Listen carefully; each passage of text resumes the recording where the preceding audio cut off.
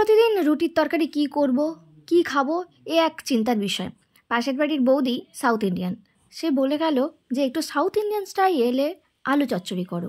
আলু চচ্চড়ি আমরা প্রায়ই করি, কিন্তু ওই আলু চচ্চড়ি খেতে খেতে বোর হয়ে গেছি। তাই ভাবলাম বৌদি যখন বললই তো করে দেখি চেষ্টা। প্রথমে আলুগুলোকে ডুমো করে কেটে পেঁয়াজ একটা কুচিয়ে নিয়েছি। তারপর দেখো এখানে দিয়েছি কড়াইটা জলটা শুকিয়ে আসতে তাতে দিয়েছি তেল।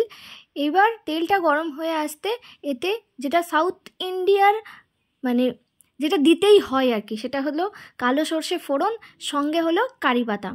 কারি পাতাটা এটা হচ্ছে আমার জ্যাঠ শাশুড়ির বাড়িতে হয়েছে কারি পাতা, সেই কারি পাতা আমার বর এনে দিয়েছে। সেই কারি পাতা দিয়ে আমি ফোড়ন দিয়ে দিলাম। এইবার কারি পাতাটা হালকা ভাজা ভাজা হয়ে আসতে এখানে দিয়ে দিলাম কুচনো পেঁয়াজগুলো। এবার পেঁয়াজগুলোকেও ভাজা ভাজা করে নেব।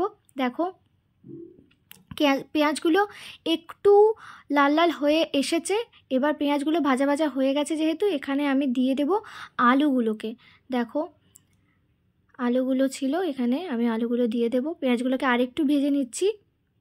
দেখো এখানে আলুগুলো দিয়ে দিচ্ছি, আলুগুলো দিয়ে আলুগুলোও ভাজবো। তার আগে এখানে কয়েকটা কাঁচা লঙ্কা দিয়ে দেবো। কাঁচা লঙ্কাটা আগেও দেওয়া যেত, বা অনেকে শুকনো লঙ্কাও ফোড়ন দেয়, কিন্তু আমাদের বাড়িতে শুকনো লঙ্কা আমরা খাই না, পেটে সমস্যা হয়, তাই জন্য শুকনো লঙ্কা খাই না, সবই কাঁচা লঙ্কার রান্না হয়, তোমরা দেখেইছো আগে। কাঁচা লঙ্কাগুলোও দিয়ে দিলাম। এবার আরেকটু আলুটা ভাজা ভাজা করে এখানে দিয়ে দিলাম হলুদ আর স্বাদমতো নুন। আর একটু যেটা দেবো আর একটু চিনি। এটা হলুদটা ভালো করে এখানে মাখিয়ে নেওয়ার পর মানে নেড়ে নেওয়ার পরে আর একটু চিনি দিয়ে ভালো করে মিক্সড করে নিলাম। তারপর আলুটা যখন একটু ভাজা ভাজা হয়ে এসেছে এখানে দিয়ে দিলাম পরিমাণ মতো জল। তারপর দেখো তরকারির স্ট্রাকচারটা কেমন হয়েছে পরে দেখাচ্ছি। এখানে তরকারিটা হয়ে গেছে। আমি প্রথমে আমার বরকে একটু খাওয়াবো ঠিক করলাম, তো আমার বরকে খাইয়ে দিচ্ছি। দেখো বরকে খাইয়ে দেবো।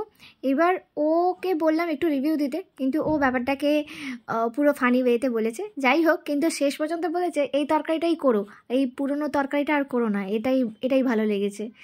তোমরাও এটা করে দেখো, আমাকে জানিও কেমন হলো।